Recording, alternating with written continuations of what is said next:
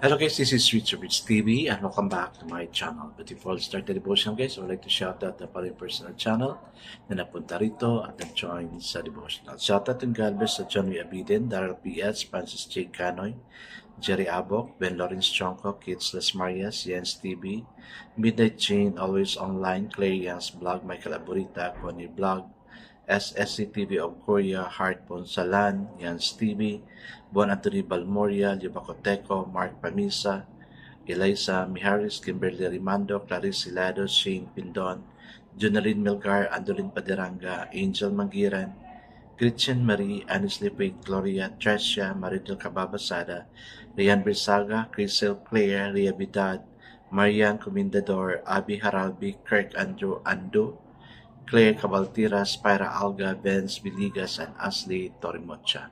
Shoutout na rin sa mga hindi nakisabay na manood sa devotional but still napunta pa rin dito para manood at makinig sa devotional.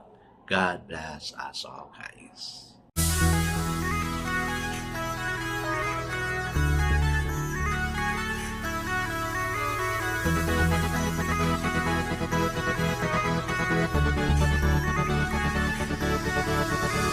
Rich TV, when you heard it, number one is on the top.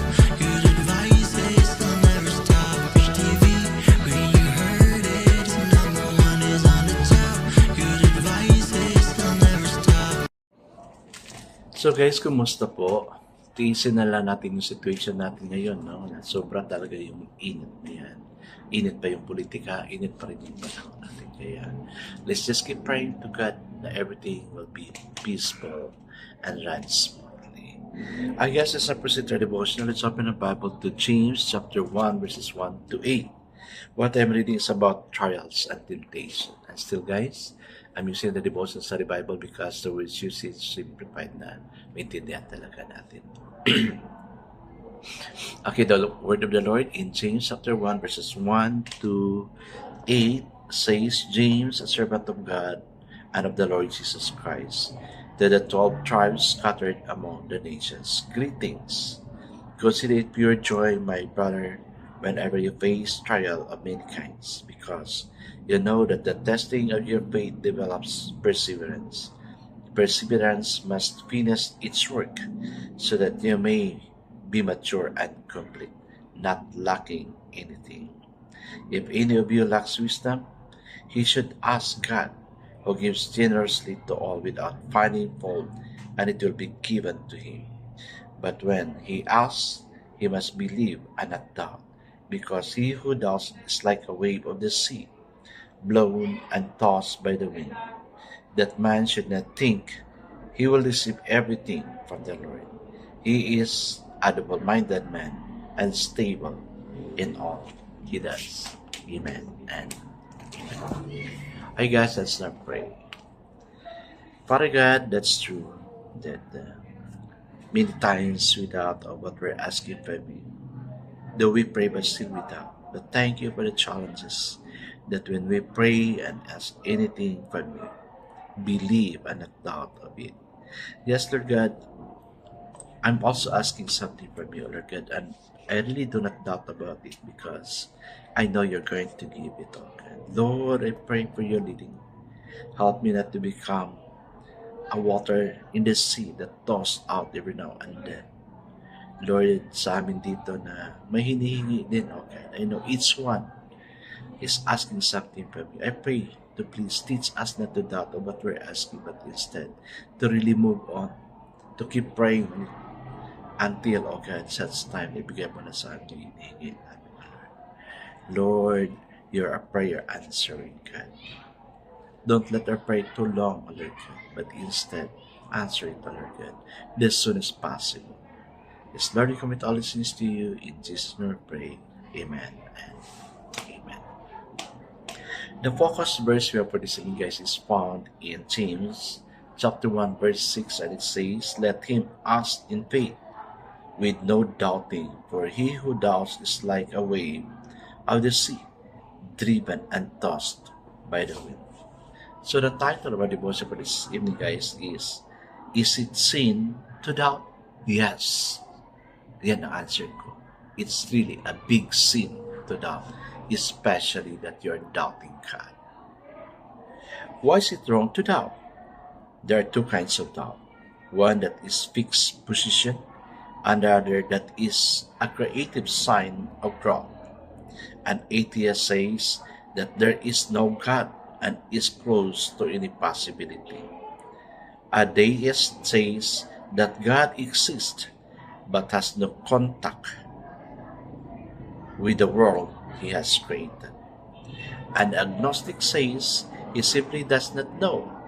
In all the three, there is a solidified stance. That's the kind of person James is talking about. They have refused the gift of faith. His apt description fits millions of people today. God wants to give us the gift of faith, to know Him, and the gift of wisdom to understand His ways. As we grow in both gifts, there will be constant questions. We can accept those doubts as growing pains and ask God for His wisdom to move beyond our present stage of intellectual growth.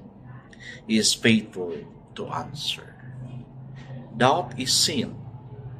When we refuse to be open to new discoveries, God wants us to be intellectual adventurer.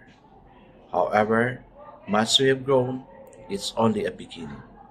There's so much beyond our own theories and rationality. Amen and amen.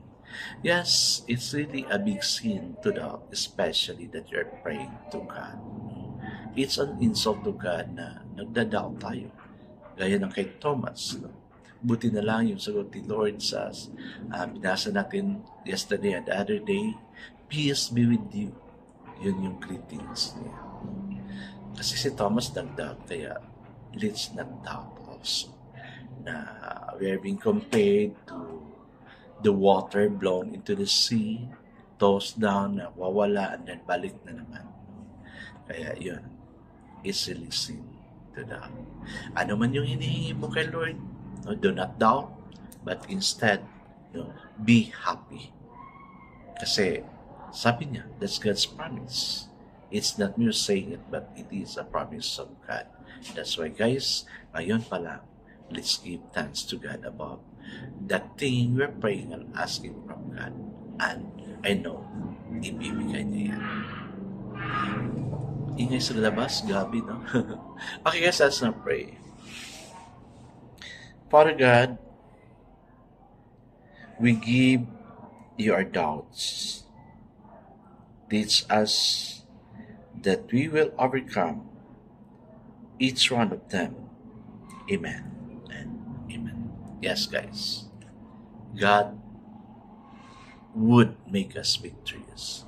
Let's be overcomers of our doubts. God bless us always, because I know it's only blessed 10 times better. This is again Reach TV. Kita-kita tayo muli at sa muli. Paalam!